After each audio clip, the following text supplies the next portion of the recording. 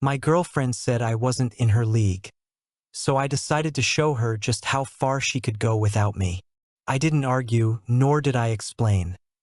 I simply took back the money, the house, the car, and our lifestyle. Finally, she stood at the door of her rundown rental, clutching her luggage, looking disheveled and regretful. That day, she casually remarked, "Sometimes, I feel you don't deserve to be on my level." I paused for a few seconds, then asked only, "What did you just say?" She looked out the window at the night view of the 30-story building and said, "You know, my career has reached a new level. I deserve someone more worthy." I put down my plate. She had her back to me, giving a tour to her colleagues.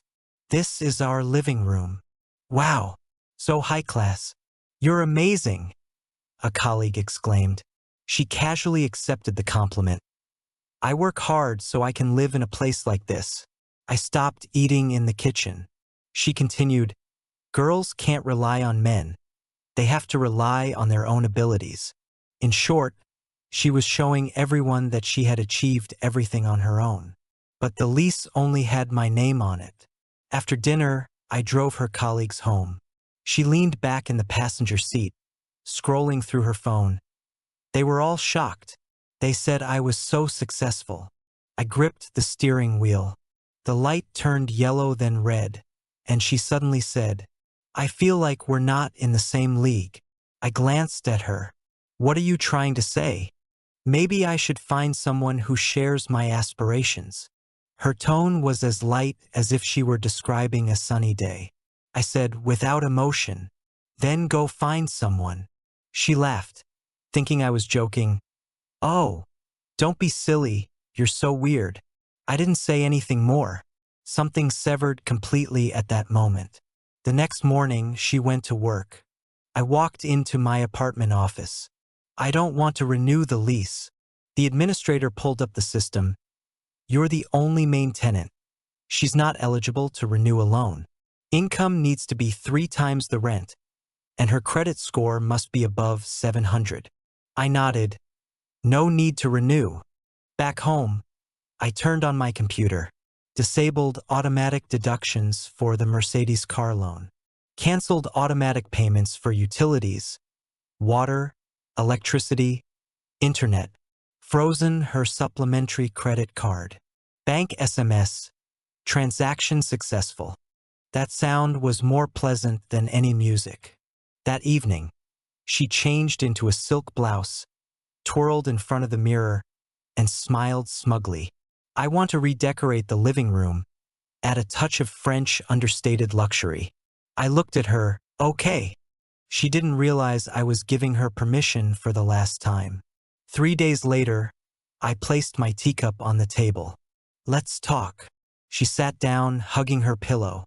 "What's wrong? Why so formal?" "The lease is expiring, and I'm not renewing it." She froze. "What do you mean, not renewing?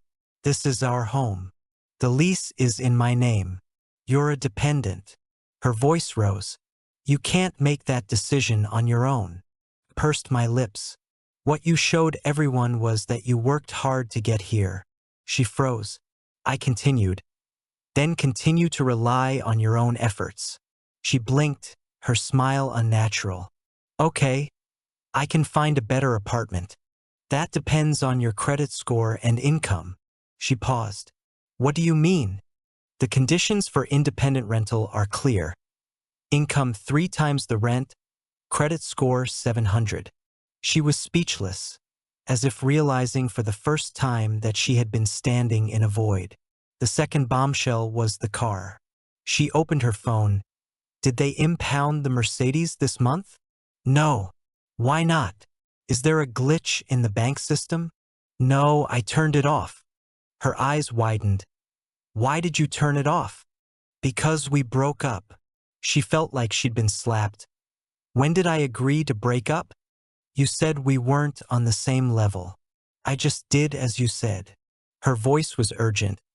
"I can't afford the car loan." "I know." She was on the verge of tears. "You can't do this to me. This car is my public image. I need it for work. Then you can choose to pay for it yourself. She was silent, her voice trembling. This is economic control. I laughed. Control? I paid 70% of your living expenses for 2 years, and you told everyone it was all thanks to you. Now I'm not paying anymore, and you call that control? She stared at me, her eyes red, as if driven to desperation. I beg you, help me this one time. I looked into her eyes, my tone flat. What you want isn't help. It's continued dependence. Her fist fell limply. 3 weeks later, a tow truck removed the Mercedes. She stood in the parking lot, her voice hoarse. Please don't let them tow it away. Please. I leaned against the railing, my tone calm. They're towing away your vanity, which you can't afford. The tow truck drove away, and she knelt on the ground, crying. As I left, her sobs dragged like a dull knife on the concrete. Afterwards, she began a social crisis. She treated everyone to dinner at work, swiping her card. It was canceled. Her colleagues were embarrassed. Didn't you bring another card?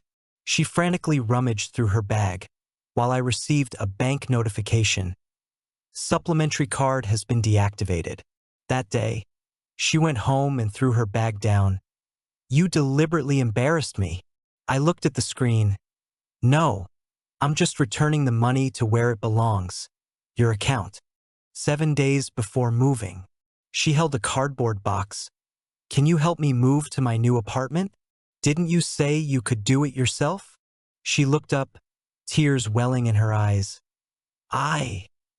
Though I thought you'd soften, I said nothing. On moving day, she rented a used pickup truck. We moved her things to a small $700 studio apartment. The window faced the parking lot, and hot air blew out of the air conditioner vents, like a cheap motel.